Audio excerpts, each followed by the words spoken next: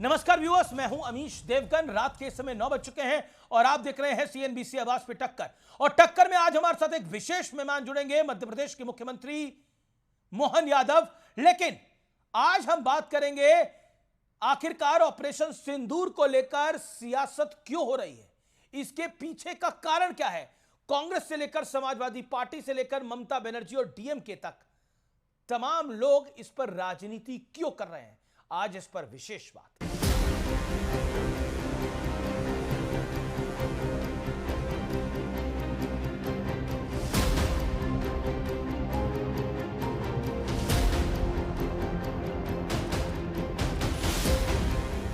एक तरफ दुनिया के 33 देशों में भारत का झंडा गाड़कर लौटे पक्ष विपक्ष के डेलीगेशन से पीएम मोदी की मुलाकात है, तो दूसरी तरफ विपक्ष इस मुद्दे पर लगातार नए नए सियासी पैंतरे दिखा रहा है। ममता बनर्जी तो पहलगाम के मुद्दे को पुलवामा तक खींच कर ले गई और कहा, जब चुनाव आते हैं तो पुलवामा कराते हैं। इतना ही नहीं, पश्चिम बंगाल विधानसभा में सेना के शौर्य पर एक प्रस्ताव भी पास हुआ, लेकिन उस प्रस्ताव में कहीं भी ऑपरेशन सिंदूर शब्द का जिक्र तक नहीं है। सवाल है कि क्या ऑपरेशन सिंदूर केंद्र सरकार का ऑपरेशन था? लेकिन कांग्रेस से लेकर सपा और उद्धव गुट तक सब ऑपरेशन सिंदूर पर तरह तरह के सवाल उठा रहे हैं, तो बीजेपी भी विपक्ष को इतिहास की याद दिला रही है। 2008 अटैक हुआ मुंबई में, उस वक्त तो 200 लोग मरे, 400 लोग घायल हुए। आपने क्यों नहीं साहस किया पाकिस्तान पर अटैक करने का? आपने तो सरमल शेख में जाके नाक कटा दी। इस बीच विदेश मंत्री एस जयशंकर ने कहा कि हमें फर्क नहीं पड़ता कि आतंकवादी कहां छिपे हैं, अगर वे पाकिस्तान के भीतर हैं तो हम वहां तक जाएंगे। भारत अब आतंक के खिलाफ सीधे सैन्य कार्रवाई करने में नहीं हिचकेगा। शुरुआत से ही हमारा संदेश पाकिस्तान को यह था कि आप अगर रिएक्ट करोगे तो हमको भी जवाब देना पड़ेगा, लेकिन आप रुकोगे तो हम भी रुकेंगे। और जब उन्होंने रुका तो उसी वक्त भारत भी रुका। कोई हम पर युद्ध थोपेगा, भारत के अंदर आतंकवाद को प्रेरित और प्रोत्साहित करेगा, तो उसका जवाब सर्जिकल स्ट्राइक, एयर स्ट्राइक और ऑपरेशन सिंदूर ही होंगे। लेकिन आज सबसे बड़ा सवाल है कि विपक्ष देश के शौर्य पर सियासत क्यों कर रहा है, और आज इसी पर होगी देश की सबसे बड़ी बहस। और अब वक्त है सुप्रसिद्ध विश्लेषण का, ये नजर डाल लेते हैं ऑपरेशन सिंदूर पर सत्य बनाम सियासत का विश्लेषण। आपकी स्क्रीन पे एक तरफ सत्य है और दूसरी तरफ सियासत है। सत्य क्या है? ऑपरेशन सिंदूर को महिलाओं के सम्मान से जोड़ा गया। सिंदूर भारतीय महिलाओं के सम्मान का प्रतीक है। सियासत क्या है? विपक्ष ने कहा सिंदूर का मजाक उड़ाया जा रहा है। भारत, सत्य क्या है? भारत के एक्शन का पूरी दुनिया ने सम्मान किया। सियासत क्या है? विपक्ष बोला हमारे साथ कोई खड़ा नहीं है। इसके बाद सत्य है, बिना एलओसी पार किए 300 किलोमीटर पाकिस्तान के अंदर घुस के हमने वार किया, पहली बार। सियासत क्या है? कांग्रेस अध्यक्ष ने इसे छुटपुट युद्ध बताकर ऑपरेशन सिंदूर पर सवाल खड़े कर दिए। पाकिस्तान के गिड़गिड़ाने पर हमने सीज फायर किया, भारत की यह लाइन है। लेकिन सियासत यह है कि विपक्ष ने ट्रंप के दबाव में सीज फायर का आरोप लगाया, जबकि ट्रंप तो बीते 10 दिनों में 10 बार बारी बोल चुके हैं। लेकिन बड़ी बात होती वो एक बार बोल के चुप हो जाते। वो तो रशिया के राष्ट्रपति को भी क्रेजी कह चुके हैं, पागल कह चुके हैं। ट्रंप पे ज्यादा भरोसा और भारत के प्रधानमंत्री पे कम, भारत के शासन पे कम। आइए मैं बढ़ता हूं आगे। सत्य क्या है? ऑपरेशन सिंदूर पूरे देश के लिए एक बड़ा मिशन था, एक मिशन था, एक विजन भी था। सियासत क्या है? कई विपक्षी नेताओं ने इसमें चुनावी एंगल निकाला, ममता बनर्जी इसमें लेटेस्ट है। बड़ा सवाल क्या है? बड़ा सवाल बहुत सीधे तौर पर यह है कि क्या ऑपरेशन सिंदूर पर सियासत विपक्ष के लिए घातक है, घनघोर घातक है। मेरे साथ बातचीत करने के लिए कौन कौन जुड़ा है परिचय कराता हूं। डॉक्टर अजय आलोक, भारतीय जनता पार्टी के प्रवक्ता हैं, नेता हैं। मेरे साथ इस चर्चा में मलूक नागर हैं, फॉर्मर मेंबर ऑफ पार्लियामेंट, महासचिव रालोद के। विपक्ष की तरफ से मेरे साथ इस चर्चा के अंदर जुड़ रहे हैं डॉक्टर अनुराग भदौरिया, प्रवक्ता समाजवादी पार्टी के, वारिस पठान, प्रवक्ता एआईएमआईएम के, और कांग्रेस के मीडिया पैनलिस्ट मेरे साथ शुभ्रांश रॉय हैं। आप तमाम लोगों का स्वागत है इस चर्चा के अंदर। और रोहित सिंह मेरे साथ हैं, संयोजक युवा चेतना के, उनका भी अभिनंदन है। तो इस चर्चा में आपका स्वागत है। तो डॉक्टर अनुराग भदौरिया, आज की चर्चा की शुरुआत आपसे करते हैं। 50 सेकंड वक्त आपके पास है। मेरा सीधा सवाल यह है कि ऑपरेशन सिंदूर देश का था, लेकिन पश्चिम बंगाल की सरकार ऑपरेशन, इस पूरे सेना के शौर्य को लेकर एक प्रस्ताव पास करती है जिसमें ऑपरेशन सिंदूर का नाम नहीं होता, और फिर यह कहती है कि कोई भी आतंकी हमला चुनाव से पहले नहीं होना चाहिए। बताइए। देखिए, इस देश के अंदर में आपने कहा डेलीगेशन की बात की, ऑपरेशन सिंदूर की बात की। इस देश को सेना पे गर्व है, और सेना हमेशा, देश की जो फौज है, सेना है, वो पाकिस्तान को घुस के मारती है। और जो हिंदुस्तान के सांसद हैं, चाहे किसी दल के हों, भारतीय जनता पार्टी उसको बांटने की कोशिश करती है, ये विपक्ष के सांसद हैं, फलाने दल के। हम जब सांसद होते हैं और विदेश की धरती पे होते हैं तो भारतीय सांसद होते हैं, और भारतीय सांसद जो होता है वो विदेश की धरती पे राष्ट्र की बात करता है, और फिर देश में आके हो हमारे आपके वैचारिक मतभेद, हमारे आपके विचार अलग है, तो हम आपसे सवाल उठा सकते हैं। लेकिन देश विदेश की धरती पे अगर किसी ने पाकिस्तान के खिलाफ बोला है और पाकिस्तान की बेनकाब किया है, तो ज्यादातर जो सांसद यहां से देश के सांसद गए थे, जिसमें विपक्ष के भी सांसद थे, जो भारतीय जनता पार्टी बार बार नाम लेती है विपक्ष के सांसद, उन्होंने ज्यादा पाकिस्तान का निस्त और नाबूद करने की बात की और पाकिस्तान को बेनकाब करने की बात की है। सवाल यह है, दूसरा, हम तो चाहते थे कि पाकिस्तान का वर्ल्ड बैंक जो उसने 40 अरब दिया है उस पर भी रोक लगाने की बात करनी चाहिए। IMF जो उनको $1 अरब देने की बात कर रहा है, उसमें भी रोक लगाने की बात करनी चाहिए। रूस वहां पे कराची में $2.6 अरब का जो वहां पे बना रहा है स्टील प्लांट, उसको भी रोकने की बात करनी चाहिए। एक नीति में बदलाव आया है। ओके, ये 11 साल में नरेंद्र मोदी की एक नीति में बदलाव आया है, और जो नीति है उस पर अनुराग भदौरिया, एक बड़ा पॉइंट है, एक नीति में बदलाव आया है। सरकारें तो आपकी भी रही हैं, 2008 में आप ही की सरकार थी जब 26/11 हुआ था। क्या करा था आप लोगों ने? कुछ नहीं। क्या करा? 2000 सरकार को समर्थन तो आपका भी था। मैं आपसे पूछ रहा हूं, इसी तरह पलट के सवाल पूछूंगा कि जब पार्लियामेंट में हमला हुआ था तो क्या किया था भारतीय जनता पार्टी ने? आदरणीय वाजपेयी। एक नीति की बात होती है, एक निर्धारण की बात होती है। क्या अब सरकार की नीति बदल गई है? क्योंकि कांग्रेस कह चुके हैं कि हमारे दौर में भी कई सर्जिकल स्ट्राइक हुई हैं, 5 से 6 सर्जिकल स्ट्राइक हो चुकी है। देखिए, ऐसा है कि कांग्रेस तो सरासर झूठ बोल रही है, क्योंकि डीजीएमओ के पास बकायदा आरटीआई फाइल की गई थी, 2019 में क्लियर कट कहा कि पहला सर्जिकल स्ट्राइक 2016 में हुआ, उसके पहले सर्जिकल स्ट्राइक की कोई जानकारी नहीं। तो कांग्रेस का झूठ तो सबके सामने आ गया। और देखिए अमित जी, आपके दर्शकों को जानना बहुत जरूरी है, ये थोड़ा इको कर रहा है कि पूरी की पूरी वॉर डॉक्ट्राइन चेंज हो चुकी है।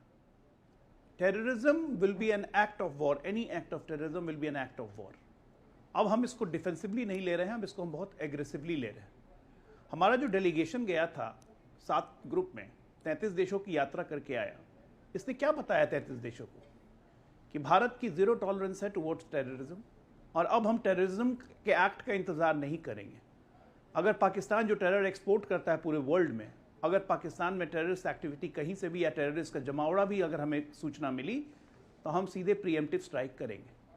अब हम वेट नहीं करेंगे कि हम पे कोई टेररिस्ट हमला होगा उसके बाद हम रिस्पॉन्ड करेंगे। No, we will respond first. हम कोई वहाँ पे हाथ जोड़ के उनको ये बताने नहीं गए थे कि देखो जी पाकिस्तान ने हम पे ये किया। हम पाकिस्तान की हकीकत बताने गए थे और वर्ल्ड को ये आगाज़ करवाने गए थे, विश्व को, कि ये टेररिज्म किसी का सगा नहीं है। ये आज हमारे साथ हो रहा है, कल को आपके साथ होगा, और अधिकतम देशों ने हमसे सहमति जताई। तो पूरे हिंदुस्तान के सभी सांसदों ने बात की ना। तो दृष्टिकोण, 1 मिनट भदौरिया, बीच में मत बोलिए यार, बीच में मत बोलिए यार, क्यों बोलते हो? अभी तो मैं आपके नहीं, आप सही बोल रहे हैं, मैं आपको कह रहा हूं, आप भारत बोल रहे हो, अच्छी बात है। अच्छा, वो अमित देवगन इनका आप यार इनका फेडरल लॉस कीजिए, ये बकवास करते रहेंगे, आपके डिबेट का समय बर्बाद करेंगे, पाकिस्तान को ये डिबेट का समय बर्बाद कर, बोलो भाई, इसके लिए बधाई आपको। क्या बोल रहे हो? बहुत इंटेलिजेंट आदमी दे रहा हूं कि आपने भारत की बात की, भारत के इनके ज्ञान सुनते रहिए पटल पे। अब इनकी बात अमित जी इनका फेडरल लॉ करेंगे तो एक बात एक एक करके एक सेकंड, एक एक करके my humble submission. Okay Ajay, लोग 20 seconds, make your point, then Subransh Roy. इनको राष्ट्र इतना ही समझ में आता है कि जब सिमी के आतंकवादियों पे आतंक का केस चल रहा था, तो मुलायम सिंह यादव ने ये बताते हुए केस वापस कर लिया कि ये धार्मिक मामला है, इस पे केस नहीं चलना ही चाहिए। आतंकवादियों से केस वापस किया था, जिस पे लखनऊ हाईकोर्ट की इनको झाड़ पड़ी थी, और तब वापस केस चला था। तो इनका तो आतंकवाद पे ये पहलू है, ये कौन नहीं जानता है। तो इसलिए इन लोगों से अगर आप राष्ट्रवाद और आतंकवाद पे बात करेंगे तो आपको इसी तरह से सिर्फ वोट बैंक पटाने का तरीका आएगा, जो आज ममता दीदी ने किया है। आपने इनसे सवाल पूछा था इनकी मौसी के बारे में, एक जवाब उस पर नहीं दिया। लेकिन इससे बड़ी हिपोक्रेसी विपक्ष की कुछ हो सकती है कि जिस ऑपरेशन सिंदूर के बारे में अभिषेक बैनर्जी चिल्ला चिल्ला के विदेश में बोल रहे हैं कि ऑपरेशन सिंदूर चला के हमारे भारतीय सेना ने उसका शौर्य दिखा, सब कुछ दिखा, उस ऑपरेशन सिंदूर के नाम को ही विधानसभा के प्रस्ताव से गायब कर दिया गया। ये होता है सिंदूर का अपमान। जी जी। अब मुझे हमेश ये बोलने की जरूरत नहीं है कि जिन्होंने कभी जीवन में सिंदूर ना लगाया हो वो सिंदूर के अपमान की बात ना करें तो बेहतर है। जी जी। मेरे साथ शुभ्रांश रॉय है। शुभ्रांश रॉय, आज निशिकांत दुबे ने बोला कि 2008 में भी अटैक हुआ था, मुंबई पर अटैक हुआ था, 400 लोग घायल हुए थे, 200 लोग मारे गए थे। क्यों कांग्रेस की सरकार ने साहस नहीं किया था? यह एक अमूल चूल परिवर्तन बीते 11 साल के शासन में नरेंद्र मोदी के शासन ने दिखाया है कि अगर आप आतंकवादी हमला करेंगे तो बदले में सर्जिकल स्ट्राइक, एयर स्ट्राइक और ऑपरेशन सिंदूर होगा। अमीश, मैं अपनी चर्चा का केंद्र बिंदु आपकी बात के साथ आगे बढ़ाता हूं। आपने जिक्र किया कि सिंदूर भारतीय नारी का सम्मान होता है, सम्मान के साथ साथ उनके सुहाग का प्रतीक होता है। और उत्तर प्रदेश और बिहार में एक बड़ी खास बात कही जाती है कि जो सिंदूर डालता है वो जीवन भर निभाता है, और सिंदूर के बाद आखिरी रस्म विदाई ही होती है। लेकिन मैं निशिकांत दुबे की बात को अगर आगे बढ़ाऊं तो मुझे अचानक याद आता है कि 2019 में पुलवामा हुआ था, वो 400 किलो आरडीएक्स का पता आज तक नहीं चला, और डीएसपी देवेंद्र सिंह का पता अगर अमीश देवगन के पास हो तो मुझे बताइएगा। इसके बाद जब दोबारा चाहे वो पुंछ हुआ, चाहे वो अनंतनाग हुआ, उन सबके आतंकवादी कहां हैं?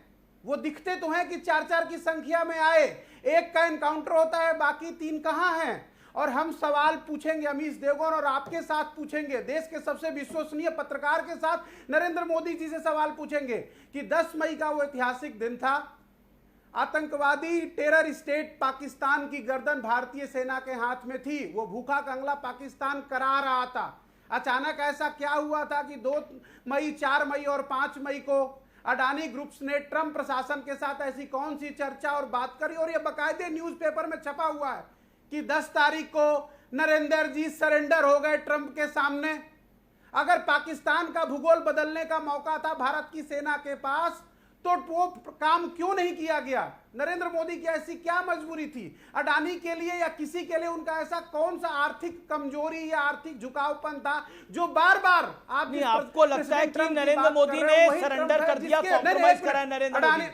नहीं, मैं एक प्रश्न पूछ रहा हूं सुब्राश भाई, आप बहुत बड़ी बातें कह रहे हैं और बड़ी सनसनीखेज। अमीश गरिमा मेंटेन करते हैं। नहीं, गरिमा मेंटेन कर रहा हूं भाई, बात पूरी कर लूं। अरे गरिमा ही मेंटेन कर रहा हूं, सवाल पूछ रहा हूं। आप कह रहे हैं नरेंद्र मोदी ने सरेंडर कर दिया और एक कथित बिजनेसमैन के लिए ये आपने बोला ये फैसला लिया, इसके बारे में आपके पास सत्य और तथ्य क्या है? ये पटल पे रखिए। जी जी बिल्कुल। आप इतना बड़ा आरोप लगा रहे हैं, लगा के थोड़ी निकल जाएंगे। कोई दूसरा कार्यक्रम होता तो निकल जाते, ये आर पार है जनाब, निकल नहीं पाएंगे। इसलिए सत्य और तथ्य प्रमाण दीजिए। अरे जनाब, हवा में मत बात करिए, हवा हवाई बातें नहीं। मेरे कार्यक्रम में हवा हवाई बातें नहीं, ये कोई दूसरा कार्यक्रम नहीं है, ये आर पार है जनाब। देश का सबसे ज्यादा देखे जाने वाला कार्यक्रम है, फर्जी बातें नहीं। एक minute, make your point, make your to the point बात रखिए। क्या कमोडिटी बाजार की डिबेट नहीं है, ना इस पे चावल धान गेहूं की चर्चा हो रही है। मुझे पता है किसकी डिबेट है सुब्रांश रॉय। वो ट्रंप जिसका गुण गाते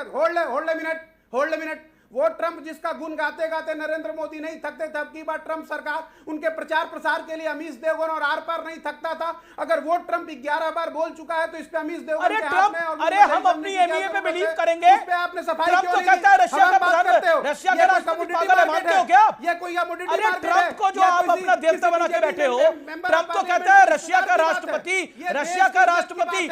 का राष्ट्रपति जो है वो पागल है, मानते हो आप क्या? अमेरिका का राष्ट्रपति की शशि थरूर को तो मानो सुब्रांश रॉय, मत भूलिए सुब्रांश रॉय, थरूर को तो मानो, शशि थरूर को तो मानते हो। शशि थरूर और सलमान खुर्शीद कहते हैं किसी ने इंटरवीन नहीं करा। शशि थरूर और सलमान खुर्शीद से भी बड़े हो गए आप क्या? शशि थरूर कांग्रेस में बड़े हैं या आप बड़े हैं? कौन बड़ा है कांग्रेस पार्टी के लिए? शशि थरूर बड़ा है कि सुब्रांश रॉय बड़ा है? सलमान खुर्शीद बड़ा है कि सुब्रांश रॉय बड़ा है? या थरूर को भी गाली दोगे, खुर्शीद को भी गाली दोगे, मनीष तिवारी को भी गाली दोगे? बात कर रहा हूं मैं, नरेंद्र मोदी और ट्रम्प की बात कर रहा हूं। मैं भी यही पूछ रहा हूं आपसे। जब ट्रम्प की बात हो रही है, मोदी ने बोला, एमईए ने बोला, जयशंकर ने बोला, अमित शाह ने बोला, राजनाथ सिंह ने बोला, नहीं बोला। ये गेहूं चावल दाल धान का डिबेट नहीं है, it's a pure political debate and you must talk into the political line, okay? अभी बात राजनीतिक हो रही है। एक सेकंड मैं पॉलिटिकली बात कर रहा हूं शिवराज राय, मैं शिवराज राय पॉलिटिकली बात कर रहा हूं, लेकिन आपके पास जवाब ही नहीं है। आप इधर उधर बार बार गोल पोस्ट बदल रहे हो, आपके पास जवाब ही नहीं है। वो आप बार बार चावल धान भी देश का किसान ही उगाता है और वो भी देश का अन्नदाता ही है, तो उसका भी सम्मान करो भाई, उसका भी मजाक मत उड़ाओ, उसका भी मजाक मत उड़ाओ। पॉलिटिकल मैंने कमोडिटी मार्केट भी कवर करी है, मैंने स्टॉक मार्केट भी कवर करी है, इसलिए इत्मीनान से बात करो। अभी तुम नए नए प्रवक्ता बने हो, इत्मीनान से बात करो, इत्मीनान से बात करो और दायरे में बात करो। चीफ ऑफ डिफेंस स्टाफ ने क्या कहा वो देश के सामने है। ओके, अजय मार्शल ने क्या कहा वो देश के सामने, और हम सवाल पूछेंगे। देखिए अमीश, बात बहुत साफ है, बात बहुत साफ है। कांग्रेस में एक वर्टिकल डिवीजन हो चुका है, इसमें कोई शक नहीं है। कैसा वर्टिकल डिवीजन? जो पाकिस्तान की भाषा बोलती है, एक जो पाकिस्तान की भाषा बोलती है, जिसके डायलॉग्स, राहुल गांधी के डायलॉग्स पाकिस्तान की पार्लियामेंट में चलते हैं, वहां के टीवी पे चलते हैं, तो ये है गैंडी कांग्रेस, जिसका चरित्र पाकिस्तान की भाषा बोलने का है, जो भी प्रवक्ता महाशय बोल रहे हैं। दूसरा कांग्रेस में जो देश के साथ खड़े रहते हैं। जहां तक रही ट्रंप की बात, नहीं, जहां तक रही ट्रंप की बात, अभी परसों जेडी वैंस के साथ बैठक में उस डेलीगेशन को लीड कर रहे थे शशि थरूर। साफ साफ कहा गया कि this is the matter between India and Pakistan and United States has nothing to do about it. लगता है सुना नहीं राहुल गांधी ने, क्या करेंगे? ट्रंप खुद बोल चुके हैं कि मैंने कोई मीडिएशन नहीं करवाया, राहुल गांधी ने सुना नहीं। ट्रंप आदतन झूठे हैं, लेकिन इनका ट्रंप का बयान इनको ट्रंप कार्ड की तरह लगता है। अजय आलोक, आपको झूठ अपने बोलना भारत अच्छा नहीं की सेना देता के यार, शौर्य आप पे, कम से कम डॉक्टर अपने हो, भारत की बोल सेना रहे के शौर्य पे आपको भरोसा नहीं है। आप भारत के आर्मी चीफ को गली का गुंडा कहते हो, राहुल गांधी सेना के खून की दलाली कहते हैं, और आप यहां पे बात करने आ गए।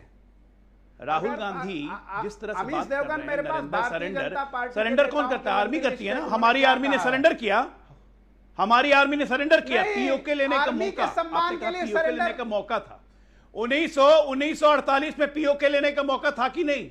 पटेल को किसने रोका? 1965 में पीओके लेने का मौका था कि नहीं? किसने नहीं लेने दिया? 1971 में बांग्लादेश युद्ध के बाद पीओके लेने का मौका था कि नहीं? लाहौर लेने का मौका था कि नहीं?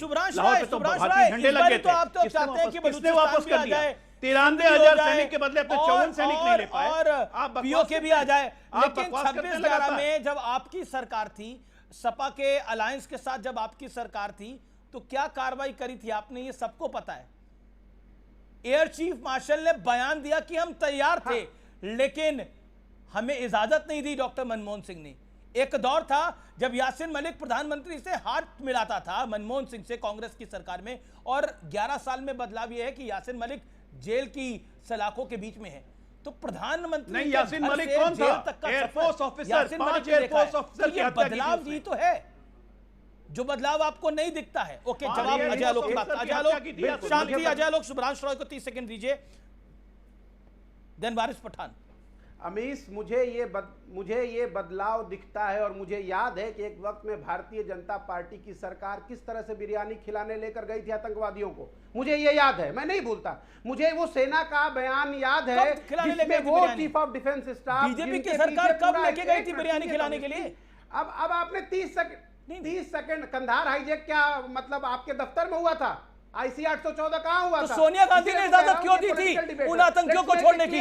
विपक्ष में सोनिया गांधी जी थी, विपक्ष में सोनिया गांधी ने इजाजत क्यों दी थी? कांग्रेस पार्टी ने सहमति दी थी ना कि नेपाल में जो हमारे, नेपाल की फ्लाइट पे जो हमारे नागरिक फंसे हुए हैं उनको बचाने के लिए हर संभव चीज करनी चाहिए। क्यों कहा था कांग्रेस ने? तब की बात सुनिए, स्पेशल, तब आपका मन कुछ और था, आज कुछ और है। आर्टिकल उस समय के सुने ये आर्टिकल स्पेशल उस समय के भारतीय जनता पार्टी के पत्रकार कम प्रवक्ता बलवीर पुंज ने लिखा था कि सोनिया गांधी ने आपको कहा था। आपके पास उसकी रिटर्न डिटेल है? हवा में सब कुछ हवा में नहीं है भाई। नहीं, बलवीर पुंज ने आर्टिकल लिखा होगा, बड़े नामी लेखक हैं वो, बड़े नामी लेखक हैं, उन्होंने ये आर्टिकल लिखा होगा शुभ्रांश राय। लेकिन सुनो, अब सुनो पूरी बात। अब मुंह में हाथ डाला तो सुनना पड़ेगा तुम्हें, पूरी बात सुनो। ज्यादा बोलते हो तुम। पूरी बात सुनो फिर।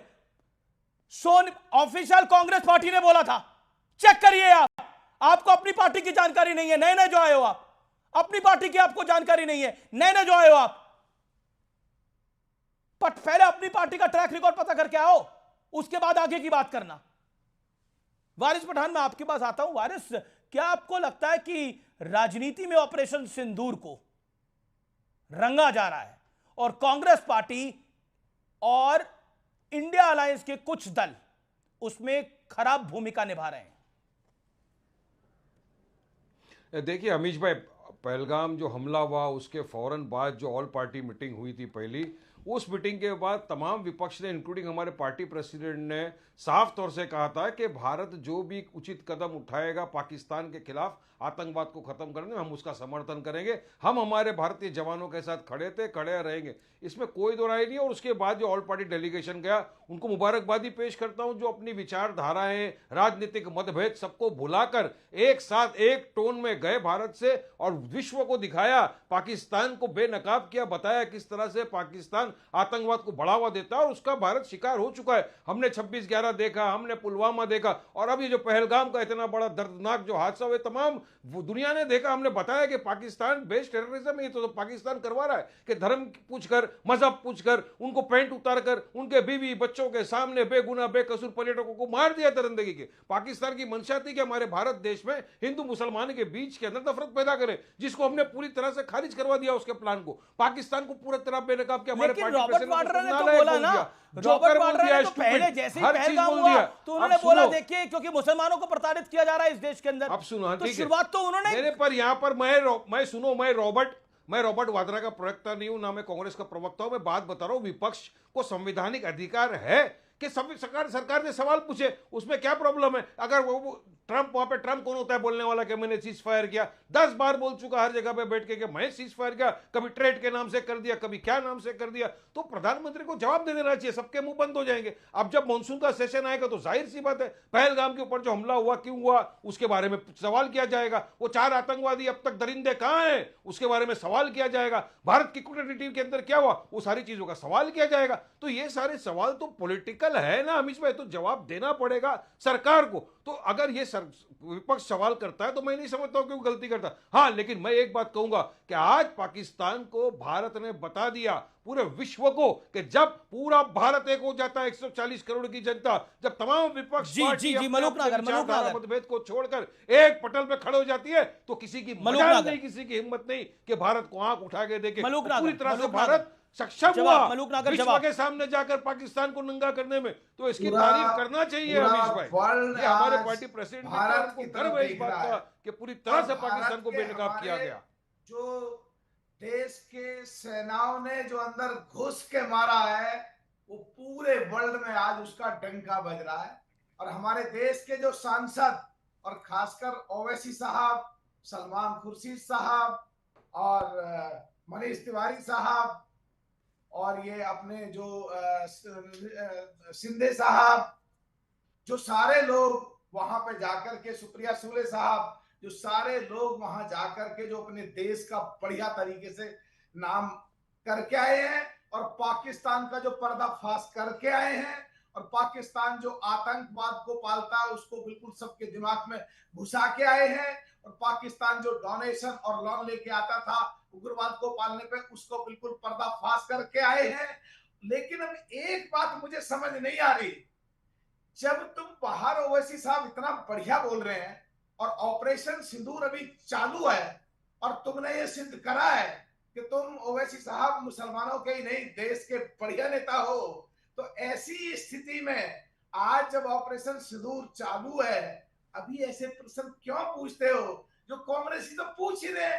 कांग्रेसी तो प्रश्न ही वो पूछते हैं जो पाकिस्तानी पूछते हैं। कांग्रेस तो वो प्रश्न हमको पेट्रोटिज्म, नेशनलिज्म किसी को प्रूव नहीं करना है। हम किसी की चमचा हम गए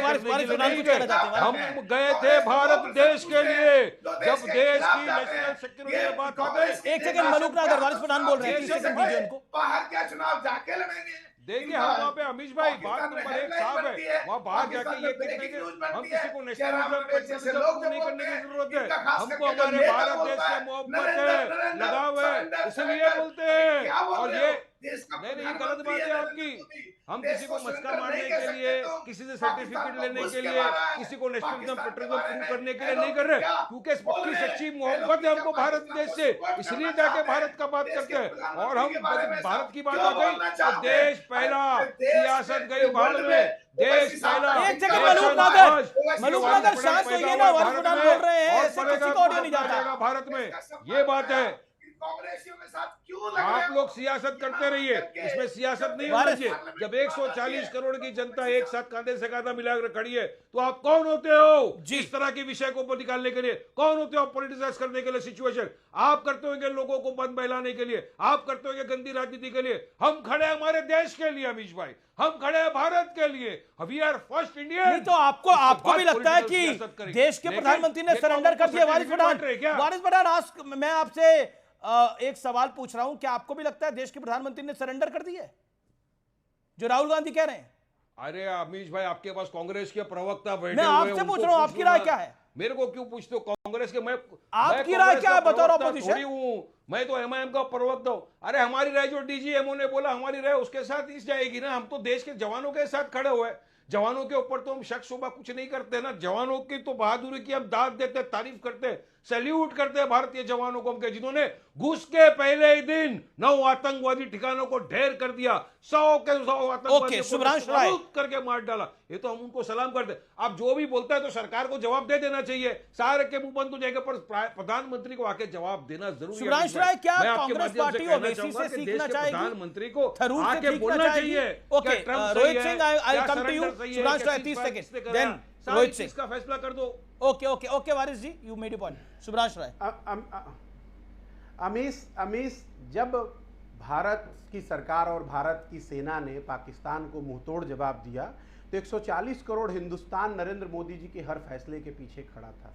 और चीफ ऑफ डिफेंस स्टाफ ने ही भी यही कहा था, एयर चीफ मार्शल ने भी यही कहा इस बात को। उन्होंने 2 बातों का ही जिक्र हुआ था कि जब पूरा देश आपके हर फैसले के पीछे खड़ा था और जब पाकिस्तान की गर्दन भारतीय सेना के हाथ में बंद थी, तो अचानक आपने ये काम क्यों किया सीज फायर का? सवाल इतना ही है कि चीफ ऑफ डिफेंस स्टाफ ने अपने इंटरव्यू में पूछा, जो बड़ा मुद्दा है, राफेल कितने गिरे हमारा कंसर्न नहीं, हमारा कंसर्न है कितनी एडवांस टेक्नोलॉजी का, जिसमें 1500 करोड़ रुपए खर्च किए गए एक राफेल के ऊपर, आखिर वो गिरा तो गिरा कैसे?